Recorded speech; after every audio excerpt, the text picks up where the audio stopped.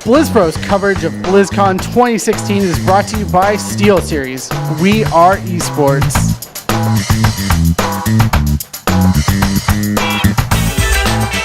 All right, Danny Brashonik with Blizzplanet. I'm here with Michael Bybee, Brian Holinka, as well as Lee from known as Alebeard with Blizz Pro. And I'm John Horseman from Blizz Pro as well.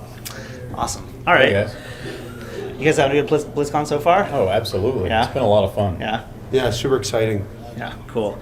So I know you work on PvP, so why don't you talk a little bit about bringing Terran Mill versus South Shore back and the decision behind that? Yeah, totally. Why it's exciting? Well, we saw how Brawls worked in Hearthstone, how Brawls worked in Heroes and Overwatch, and the fact that they brought this fresh content to the game that it's something that's a little wacky and it brings something different for a little time, but then it goes away. And we thought, well, if we were going to do Brawls for WoW, what would it be like? And of course, South Shore versus Terran Mill was our 10th anniversary battleground, so it was almost like an experiment in Brawls in WoW. So that was kind of like, well, we could do that. That could just be one of them, so that's good. One down. Sure. And then we thought, well, what were some other cool ideas we had? So we created all these cool free-for-all arenas for world quests in Legion.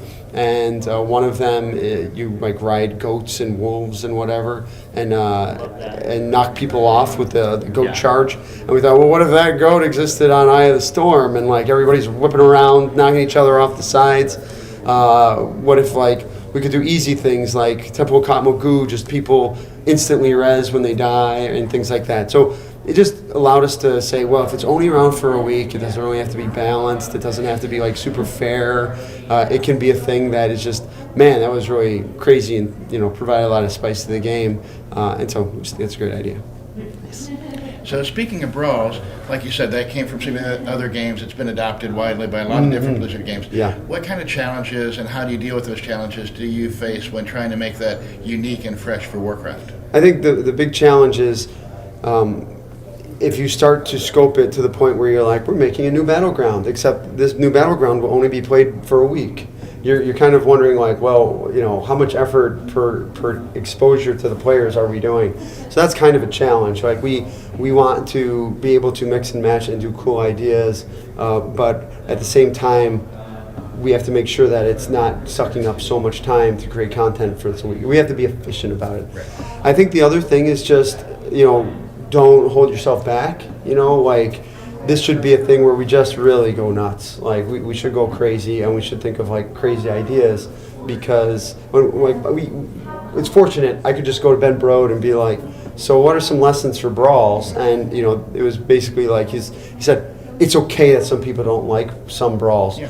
You actually should want some people not to like some Brawls, because that means some other people are going to love them. So that plus, they said a Brawl event starting, when a Brawl starts and when a Brawl ends, those being their own events is very important, rather than it just rolling one into the other. Right. So we got some really great tips from the other teams.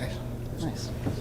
Are Brawls going to be weekly then? And how? So yeah, our current plan is to do a week on, a week off. So the Brawl is there; it's available for the week, and anyone can play it because so many of our players have different play schedules. We figured if we cover 7 days, we get everybody, and then we want it to go away a little bit so players can kind of dip into. I feel like if they're kind of always up, maybe. Right. So it's not continuous. There will be gaps in between each one. That's correct. Okay. And then will there be world quests around any of that, or? Well, we are considering doing more free for all PvP style Brawls. Okay.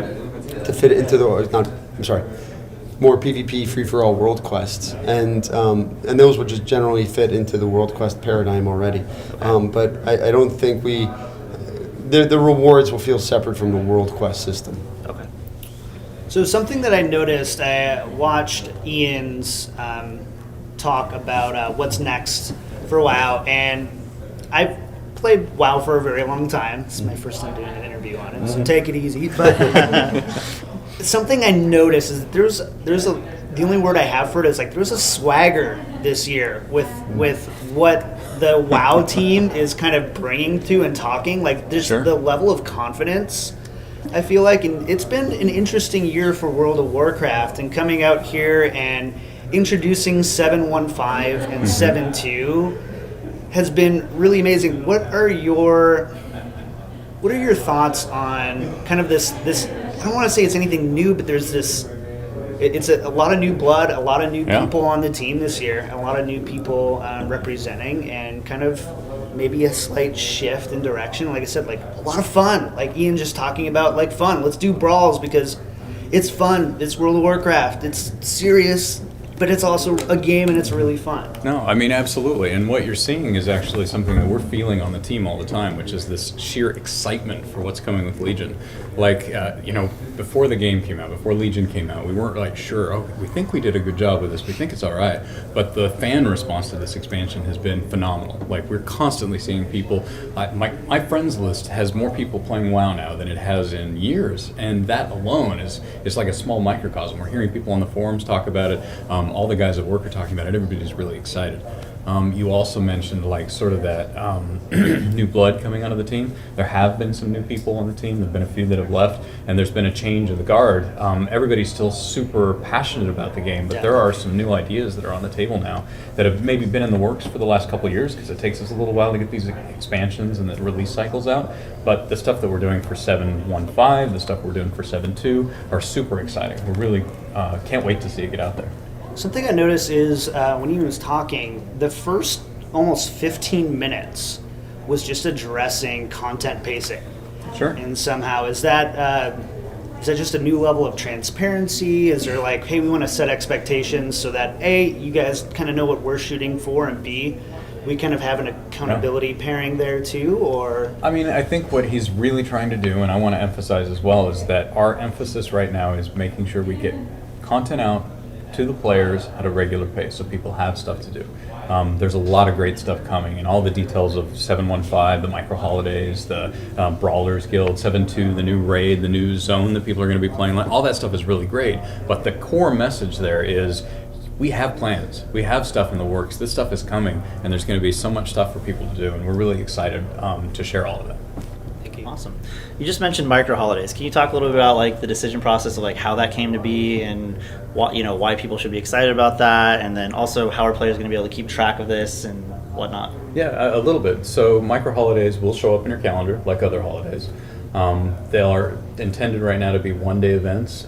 As Ian mentioned in his presentation, they're not going to have a lot of like permanent rewards that'll be tied to them, so that you feel like, oh, I missed boat day, and I feel really bad because I missed boat day. The intent is more for if, hey, you're playing right now, this is boat day. You know what, I'm going to go do something different. I'm going to go out to this place that I haven't visited in a little while, and I'm going to experience something with other players and have something that I can't usually have in World of Warcraft. And so the intent is really to make these, a little bit more casual. Some are more serious, like the Encourage Remembrance Day, but a lot of them are really fun and just something else to add to the world that players will experience for years to come. So are these all going to be patched in, or like a year's worth of micro holidays patched in at once so people can kind of look at a calendar and see, cool, I know where these are, I want to make sure that I see these, or is it going to be kind of like a steady flow month to month, or what's the plan for that? I think it'll be the ones that we'll do the earlier ones because from a development standpoint they need to be in before they happen. But it's not like guaranteed that the full years will come in 7.15. Okay. So the ones that need to be in there for between 7.15 and 7.2 will definitely be in there. Sure. But I don't think it'll be like, and then there's this one on 7.2 and it comes out that day it comes out. Gotcha, so yeah. It'll likely a micro holiday might show up a little bit after 7.2. So cool. Are they going to be permanent though? So like if it happened boat day or whatever, it happened this year on this day, it'll happen again the same. That's the intention right now. As permanent as anything in World of Warcraft is. Right. Yeah. Exactly. So one of the announcements that really surprised me was the addition of flying available in 7.2. Mm-hmm. Now, flying's obviously been a very polarizing topic. People feel strongly about one way or the other. Mm-hmm. I feel like the whistle kind of put the game in a very good place where travel was more convenient. It wasn't so much of an issue. So can you talk about the decision to add flying so much earlier in this design cycle, just a few months after launch? Yeah, I think when you're thinking about flying, there's a lot of people who love all the flying mounts that they've collected over the years. They love that fantasy of flying over the world and whatnot. And generally our stance has been flying it serves a purpose, and we want players to experience what it's like doing all this content, world quests, whatnot, kind of with the whistle, with flying on the flight points. But then there will become a point, and 7.2 is that point where it'll be like, well, now it's fun to like break the mold and be able to go wherever I want on my flying. And so we just want to make sure that people have kind of done, seen the content at least the way it was crafted to be viewed at first. But then it's nice to feel like you're breaking the rules at some point. And so 7.2 we feel like is that natural point. So piggybacking off of flying in 7.2, those class mounts. I know, right? Holy crap. That was A, huge surprise. But B, they're sexy. Those are some sexy. What was the thought process behind bringing class identity to even, how you're traveling in World of Warcraft? I mean, so this entire expansion is about that exploration of class identity. And, we did it with the class order halls, the class order hall quest lines that are going to extend into 7.2. And as we've been thinking about, how do we extend the order hall system? How do we extend this? How do we make people feel like, well, a lot of other classes have class mounts, and it seemed like it made a lot of sense to extend that to all of the classes. And we're really excited about some. I personally am super stoked about the Shaman mount. I have a 100 as soon Shaman. as I get home. Yeah, exactly. That's what's happening. So, it's just really super exciting. The interesting thing that we didn't mention in the panel, didn't go into detail as much, is that some of those class mounts change depending on which spec you're in. So the mage disc that they showed, that was the arcane version of the mage disc, but if you're actually playing a fire mage, it turns fiery. If you're playing an ice mage, it turns icy. Do I get a shadow mount owl flying So, thing? so some of the classes, the way it'll work is once you unlock the initial mount, for order hall resources, you'll be able to go back and buy different colors that match up with different specs.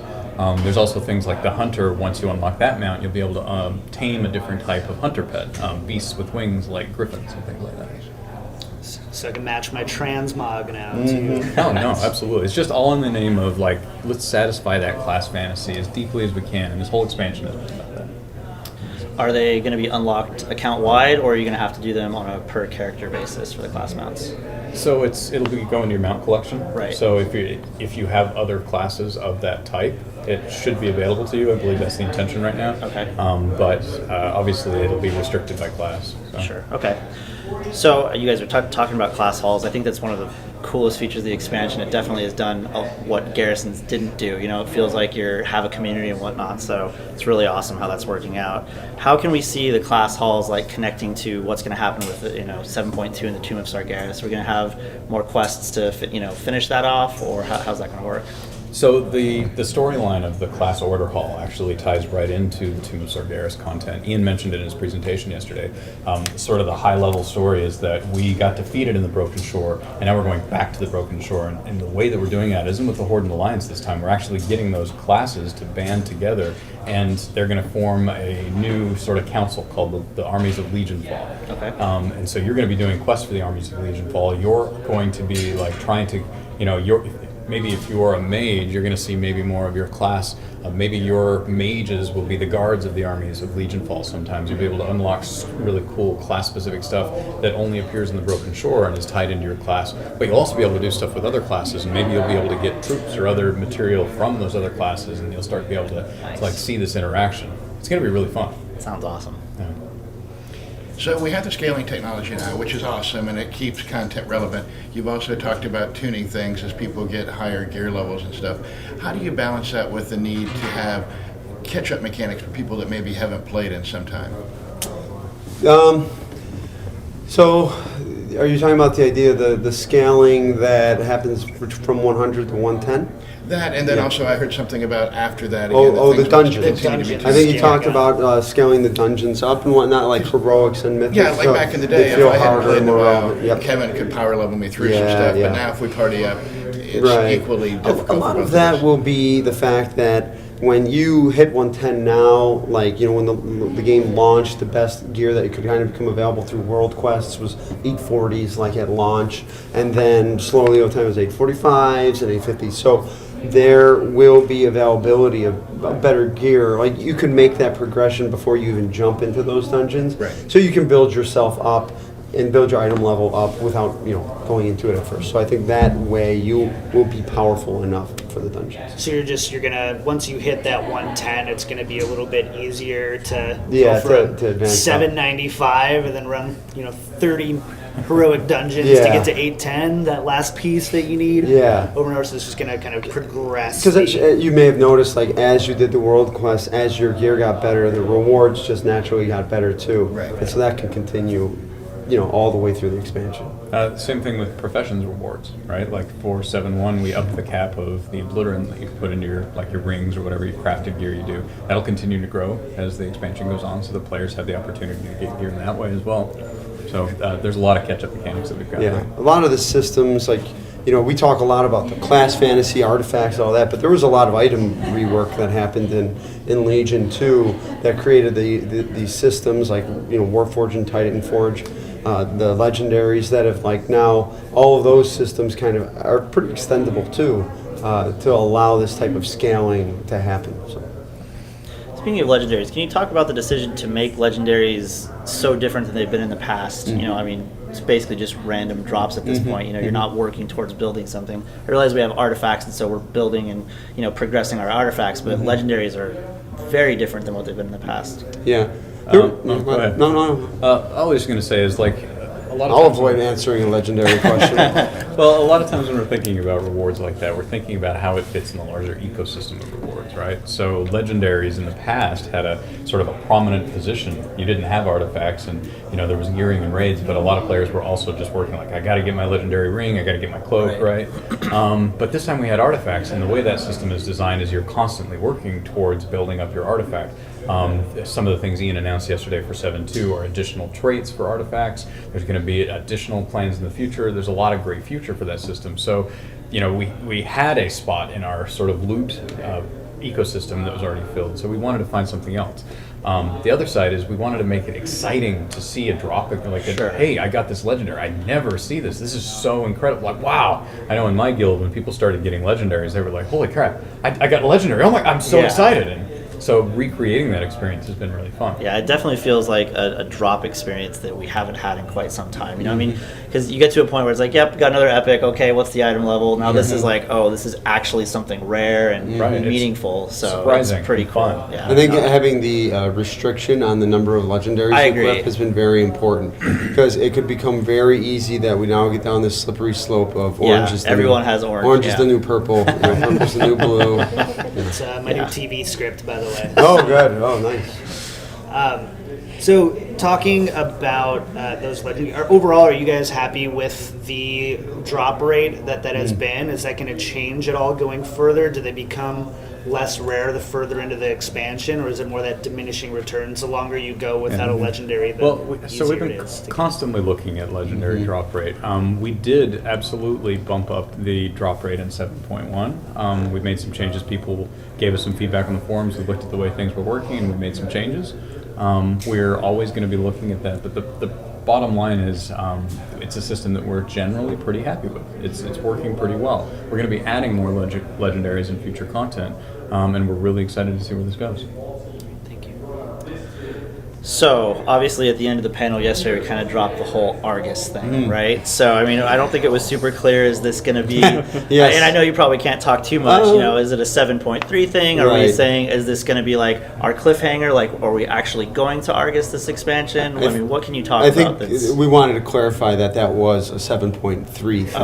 Okay. Not a, what's next thing. Right. So yeah, that's the intent. 7.3, we are going to Argus. Okay. Bringing the fight to them.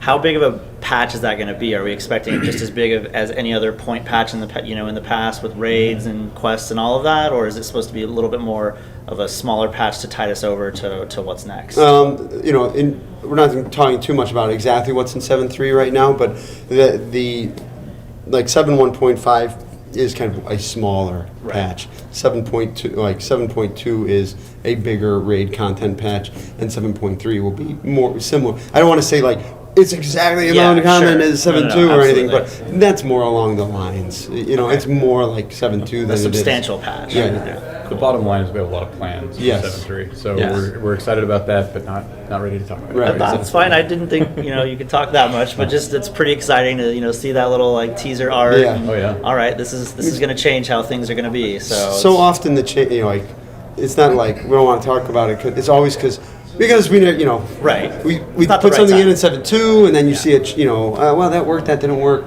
let's change Sure, it to 7.3. sure. So we want to make sure we see how these things go and before we you knew you were going to get asked. Though. That was a pretty big tease. Yeah. Not ready. Need Not the ready. haymaker. He's like, still, I need to go home and log. This is going to sound like a weird question to start, but bear with me. In one of the Heroes of the Storm panels, they put a slide up with the different participation in the various modes that they have. There are so many ways to play World of Warcraft. Yes. Are you guys happy with the different participation levels you're seeing? Do you feel like you needed to change the incentives to get people to do certain things more than others? I mean, that was a large kind of driving force behind a lot of the PvP revamp that we did in Legion.